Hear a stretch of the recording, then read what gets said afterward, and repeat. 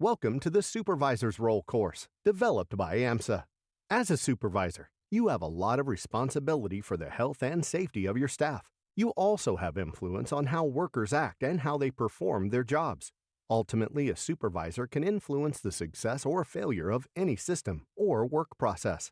During this course, you will learn the supervisor's role in health and safety, who is responsible and for what, how corporate culture affects your safety system, what health and safety involves, the Occupational Health and Safety or OHS Act, regulation and code, and what you can do to improve your health and safety management system.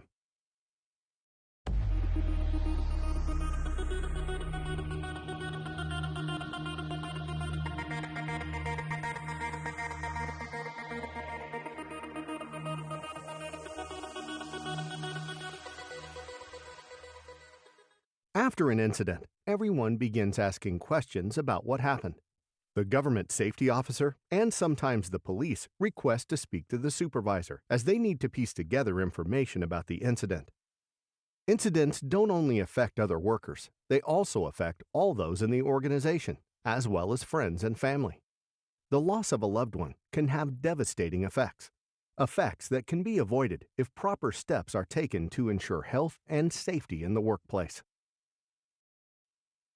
All serious incidents need to be investigated. Some investigations that are conducted by health and safety officers can lead to prosecutions. It can be a difficult time for all those involved, and especially difficult for those who are unaware of their legal responsibilities and obligations. In our example, a supervisor permitted a worker to operate a piece of equipment without first inspecting it. The push to get work done pressured the supervisor to speed up the process. Many of the pre-work inspection processes were ignored. The employer assumed that the supervisor was enforcing the safety procedures. As it turns out, it was discovered that under the law, everyone has some responsibility for safety. Workers are responsible for their safety and the safety of their coworkers. Supervisors and employers are responsible for the safety of their workers. All can be prosecuted and fined in the event of an incident. Regrettably, some employers, supervisors, and workers don't understand their specific legal responsibilities. Individuals and organizations can be penalized for serious or repeated violations of health and safety regulations. Situations that may pose an imminent danger to workers can lead to stop work orders. Yet it's widely understood that all health and safety regulations only establish the minimum standards. Compliance with regulations is a good goal, but it should never be considered the final destination. An organization with a good safety system will continue to evolve its program to better manage the ever-changing work environment. Each person in an organization plays a critical role in safety, and there may be no greater role than that played by the supervisor. There are no excuses. You can say that the supervisor didn't do their job. You can say the employee was careless. But in the end, the employer is directly or indirectly responsible for worker safety. In Alberta, there were almost 45,000 Workers' Compensation Board workplace injury claims in 2020, representing approximately 3 in 100 workers suffering a workplace injury. For construction and construction trades, the number was even higher, approximately 2 in 100 workers injured. And of the 130 workplace fatalities in the province in 2020, 52 were in construction and construction trades. These are not just abstract numbers. Each number is a person, a worker who was injured or killed on the job.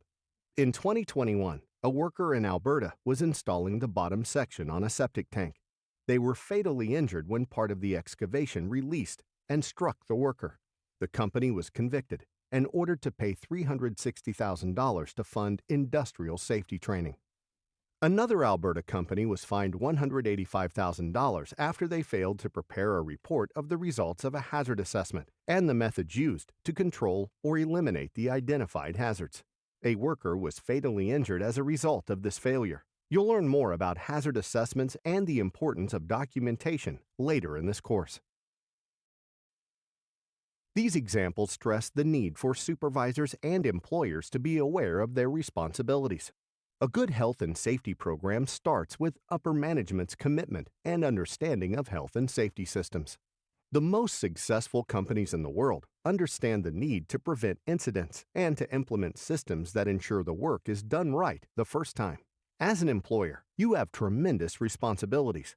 You are required to provide a healthy and safe workplace, report serious incidents, and make sure your people receive proper training. You must establish and enforce health and safety policies and programs. You must also act quickly to correct unsafe conditions, and first aid services must be available at all times. You are expected to support the activities of health and safety committees and to evaluate them periodically.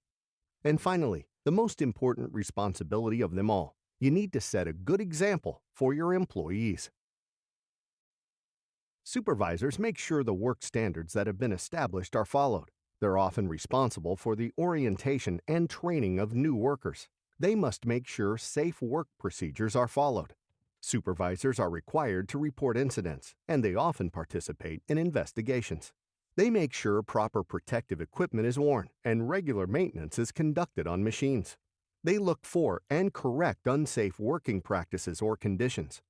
A good supervisor must look for hazards, deal with concerned employees, update safety rules, ensure compliance with the regulations, ask for suggestions, and above all, set a good example.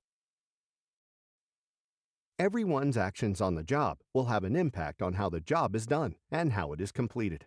Some say that safe work procedures are often written in blood. That is, someone, somewhere, was killed or seriously injured, and the lessons of that incident led to new procedures or new regulations. It's difficult, if not impossible, to reduce all risks on all jobs to zero, but we can certainly control those risks.